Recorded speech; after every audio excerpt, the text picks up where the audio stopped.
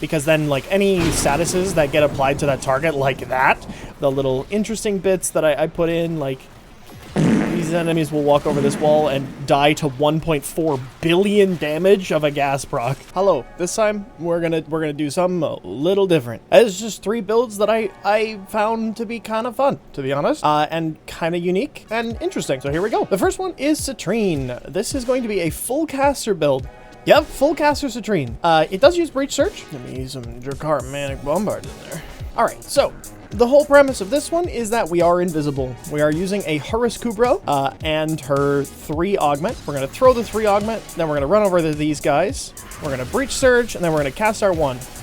This will cause Breach Surge ticks to get flown off, and we will generate a ton of energy while being invisible.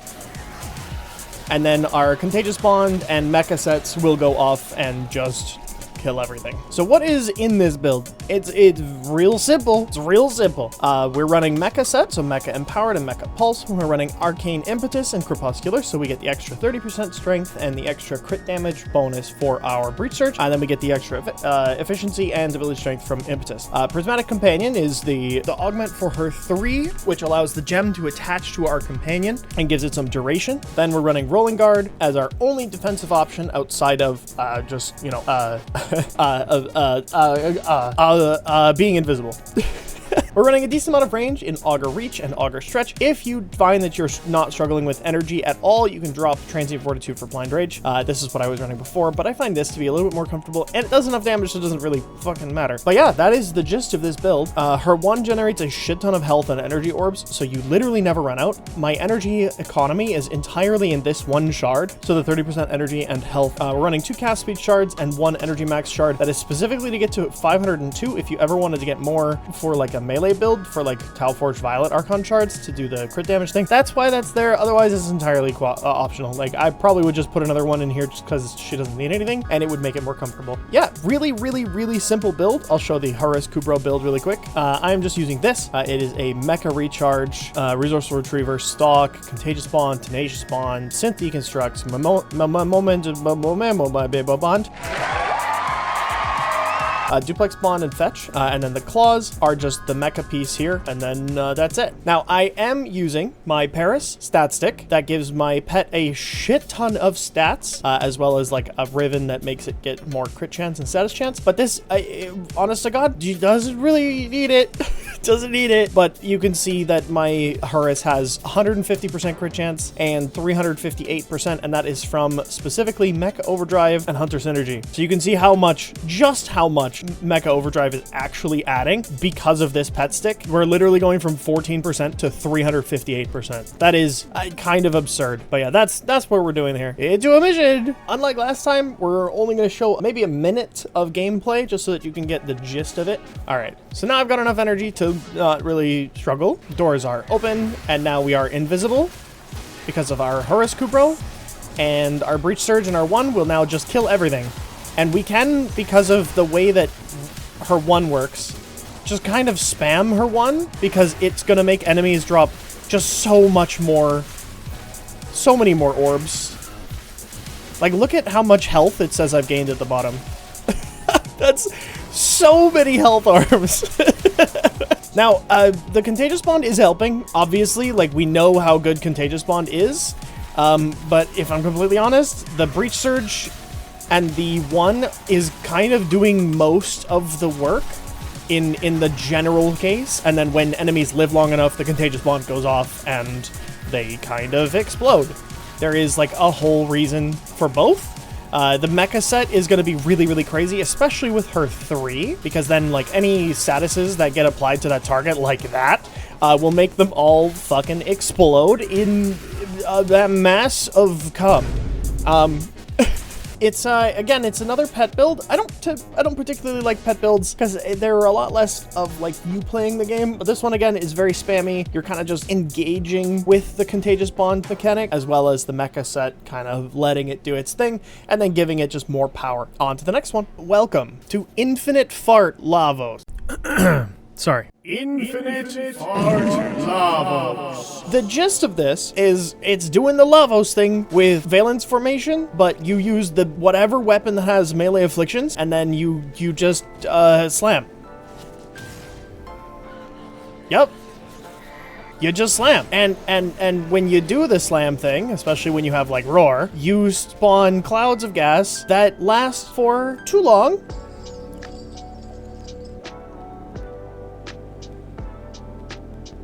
They're still there. They're still there. They're still going. Okay, they finally went away.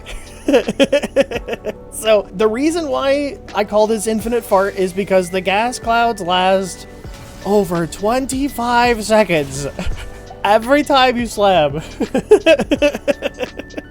I wanna give credit where credit is due. This build or the idea of this build was Bardini's, Great Bardini. If you haven't followed him, go follow him on Twitch and also on YouTube. I've helped him edit a little bit, but he's a really, really good dude, and I love him.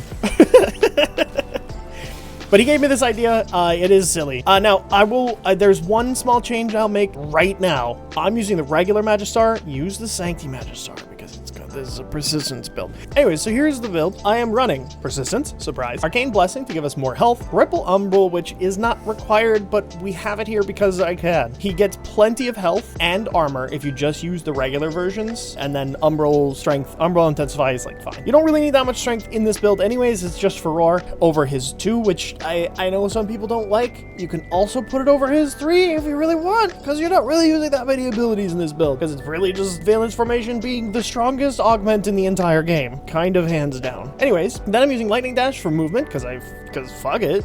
You can use whatever you feel like there, but really, what are you gonna use? Range? Sure. You want some strength for roar? I guess to do even more infinite damage? Yeah, sure. I'm in. But then we go like slam damage. You can also put in slam damage there. Like if you really want to go super far into damage, you can run Naira's Anguish and then get the extra slam damage from attacks, which is just gonna, you're gonna do too much damage. So we'll run that just for fun. Physique is here because funny. You can put whatever aura, literally does not matter. If you want to do Steel Charge, and do even more melee damage, hell yeah. If you want to do Ready Steel and get one more combo, yup, you can do that. Yeah, we'll do that, fuck it. So you can see how like varied this build can get. The one thing that we do really want is duration because of the way that duration works on Lavos. Lavos gains additional status duration based off of his own duration, this stat right here. If you have a 6-second gas cloud with 250% duration, you'll get a 15-second gas cloud just off this alone. Then on top of that, you run something like this, with status duration. Now, again, this is not necessary. If you were doing this build, you can just run Lasting Sting instead. It's 10% less status duration. I got really lucky on this one because it's literally exactly what I want, but it does enough damage to go to level cap without the augment, or actually with one less mod in general, so it doesn't matter what you put in here. This build gets to like 9x combo, does like stupid damage. We're doing melee affliction specifically because Valence Formation is a forced status effect, and then we're running just status duration or ability duration shards in him with a parkour velocity shard because I'm a parkour slut. We'll show this one more time, but the gas clouds on this build specifically last like 25 seconds. That and like they're giga boosted by the fact that he's Lavos, and you're getting like tons of status damage. The Afflictions does too much damage, basically. I'm gonna show this build for about 10 seconds because you're gonna get the gist of it in that long. So let's get to it. This build's funny. I've used it to level cap like 3 or 4 times. It's definitely a build. By the way, quick mention, if you don't have Sancti Magistar, because I don't, or I do, but I don't have the thing for it, and then I have to form it, and I was spending time forming all my frames, I only format everything. You can just use his one to heal. His one heals based off of the damage he does, so the more strength you have, the more damage it does, the more healing you get. It's great. It's pretty good. It's pretty good. Again, same gist. We're running Roar for no reason outside of just it being really funny damage numbers. But then you just slam. This works with quite literally any weapon, even if it's unmodded.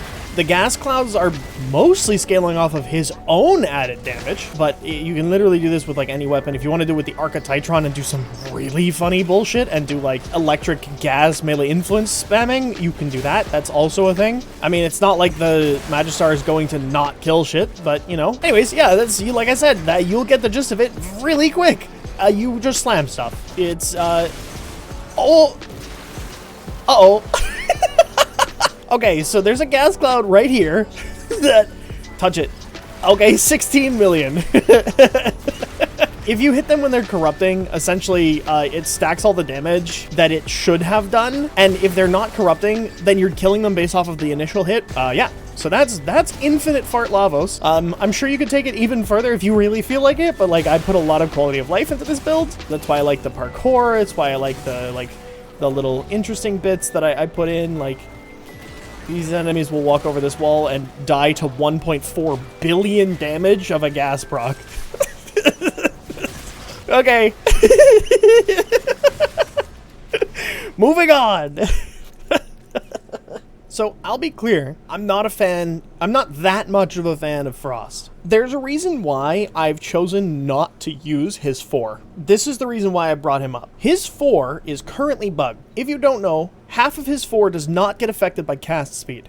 So if you see, the first half, when you bring his hand up, is affected by cast speed. If we add in natural talent, and also the Matter Eye cast speed, you'll see that the initial cast is sped up.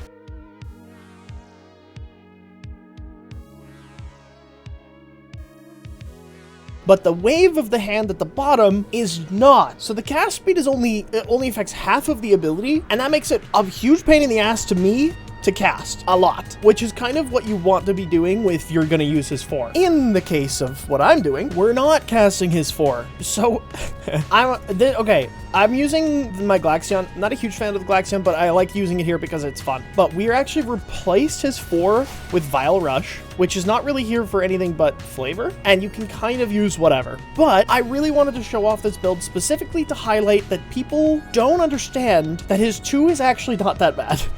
Now, let's be clear about this. His 2, with Ice Wave Impotence, leaves these, like, fields of cold that last about 25 seconds. Wrong, motherfucker. It's 12 seconds base and then modified by duration after that. And you can put infinite of them down.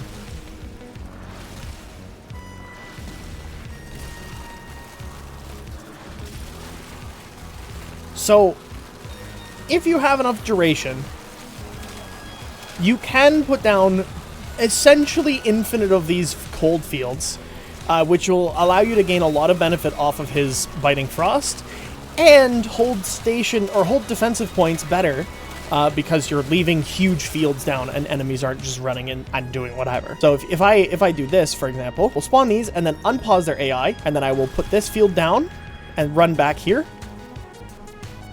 They will now all be frozen, and if they step inside of it, as you can see that guy doing, they'll get frozen too, which is a good effect for you. This is what you want. And then when you use like Freeze Force, your guns will also apply it. I'm not saying his 2 is good.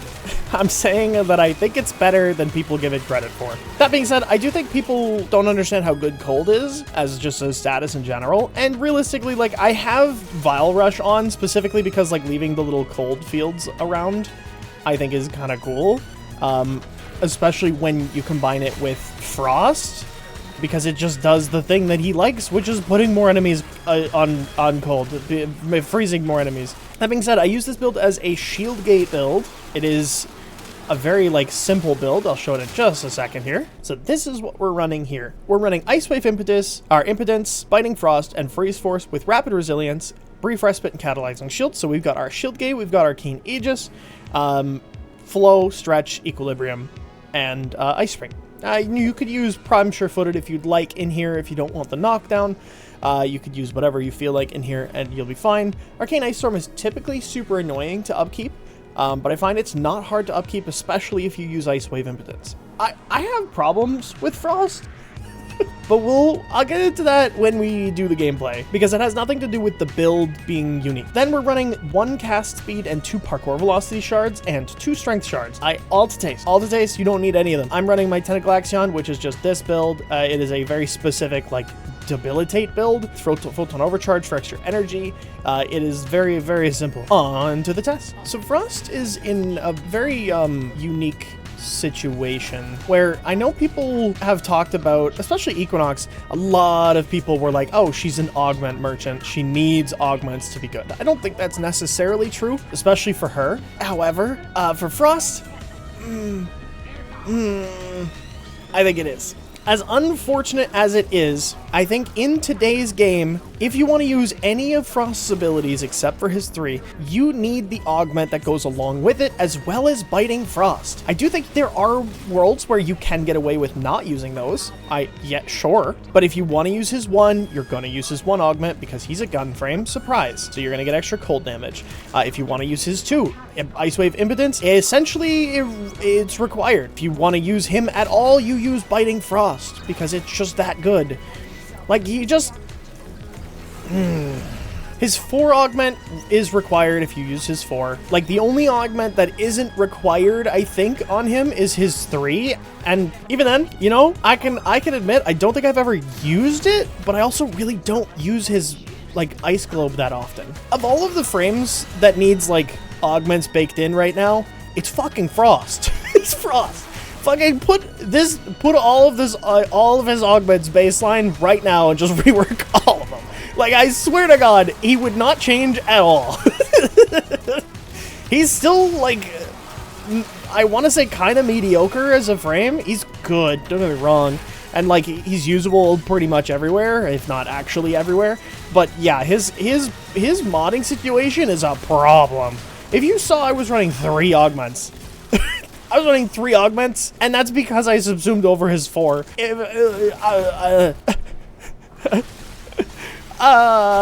This is one of the frames I'm most down bad about, because I really like the idea of a cold frame, but, like, unlike Ember, this is the only cold frame. So he's only so good as, like, he's the best cold frame in the game, but he's also the only one. If Ember were in the same situation, we'd probably be thinking the same thing. Her 1 is essentially required if you ever plan on using Fireball. I had to record over this because I spoke incorrectly. Her 3 augment is what I was talking about here, and I said 2, and I said it was too good, but it's rather that it's actually usable.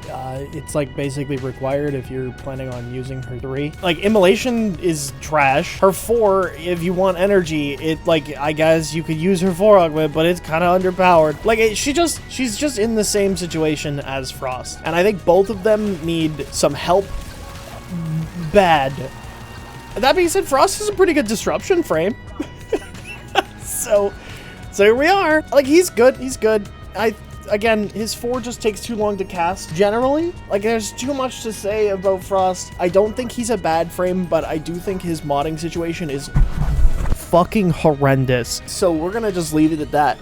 But this is, I really wanted to show this build specifically because I wanted to show people that his 2 isn't as bad as people think it is, and I think they're underestimating it because it's essentially doing what his 4 does, but it leaves a field for 12 seconds, and you can increase that with duration. And if he didn't have augments that he was required to run basically all the time, then he could actually improve the duration of Ice Wave and, like, do cool things with it. That's it. Anyways, thanks for watching. See you later.